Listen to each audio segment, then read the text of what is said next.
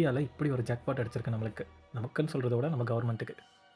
அதுவும் குறிப்பாக தமிழ்நாடு, கேரளா, ஆந்திர பிரதேஷ் இந்த 3 ஸ்டேட்டுங்களில் உள்ள கடலோர பகுதிகளில் இந்த விஷயத்தை எடுக்க போகிறாங்க. அது என்னன்னு தெரியணும்னா நம்ம சேனலை மறக்காமல் சப்ஸ்கிரைப் பண்ணிட்டு வீடியோவை லைக் பண்ணுங்கள். இது 24, 25 போன வருஷம் நம்ம இந்தியாவில் டெஸ்டிங்கில் போய்கிட்டு இருந்துச்சு. அதுவும் குறிப்பாக நம்ம தமிழ்நாடு, கேரளா, ஆந்திர பிரதேஷ் கடலோரங்களில் இந்த 26, 27 இது அமலுக்கு வரும்ன்ற மாரி சொல்லியிருக்காங்க. இதனால் நம்மளுக்கு என்ன லாபம்னு பார்த்தீங்கன்னா, இதோட மொத்த ஒர்த்து வந்து $360 மில்லியன் சமமானது. 30 லட்சம் கோடிக்கும் மேலே. 7.28 மில்லியன் டன்களுக்கும் மேலே நம்ம கடலோரங்களில் இருக்குது. இதில் 40% கிட்ட ஆந்திர பிரதேஷ் கடலோர பகுதிகளில் இருக்குது. அதுக்கப்புறம் தமிழ்நாட்டிலையும் கேரளாலையும் 60% இருக்குது. உள்நாட்டில் ஆயுதங்கள் மற்றும் போர் விமானங்களை தயாரிக்க முடியும். மின்சார வாகன உற்பத்தியில் ரொம்ப முக்கியமான கனிமமாக இருக்குது. இதனால் நம்ம நாடு சீக்கிரமே முன்னேறும், நம்ம நாட்டோட பொருளாதாரமும் நல்லா வளர்ச்சி அடையுன்ற மாதிரி சொல்லியிருக்காங்க.